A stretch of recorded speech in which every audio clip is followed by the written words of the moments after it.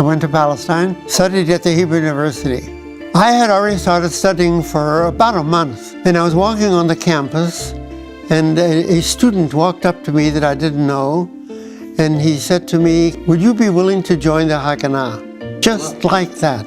I said, "Well, I know, of course, about it, and I'm going to be very happy to join." Then they took me out for training. The training took place between Bet HaKerem and Jerusalem itself. Then came the big night, and that happened in the teacher seminary of Bet HaKerem. The group was made up of two groups, very different from each other. One group was Palmach, and the other was a group of schleppers like me, university students. The only thing we were good for was carrying the backpacks, and they were there to do the guarding and so on. And we had pretty heavy backpacks because they explained to us that we were going to be taking two things, ammunition and medical drugs to Gush Etzion, and that we were going to have to carry it at night.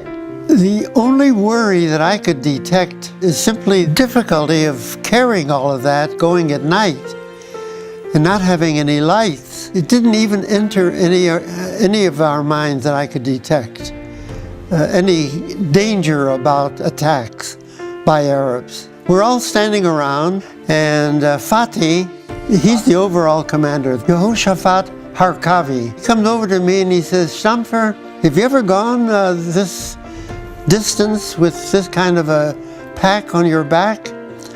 And I said, "No, but there's a first time for everything. So this will be the first time for me." He said, "Well, can you do it?" I said, "Sure, I'm young and I can handle it." He looks at me and he looks at the pack and he said, "Shtmper, you know what? You'll go next time."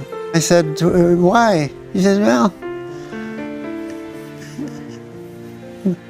we don't need you that much. You'll go next time." And I didn't go.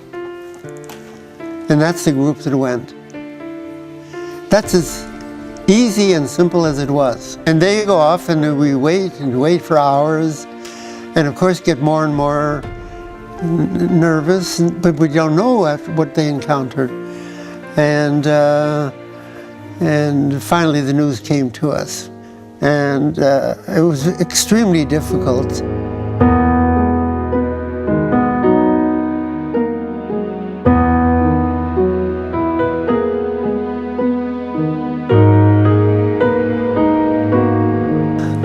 What remained with me was this. People today, after seeing Israel and the kind of military that Israel has, you know, the remarkable airplanes that they have, the extraordinary tanks that they have, is so completely and utterly different from what they had in 1947-48.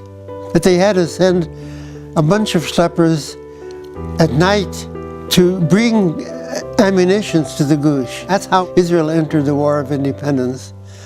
The fact that they succeeded is really an extraordinary miracle.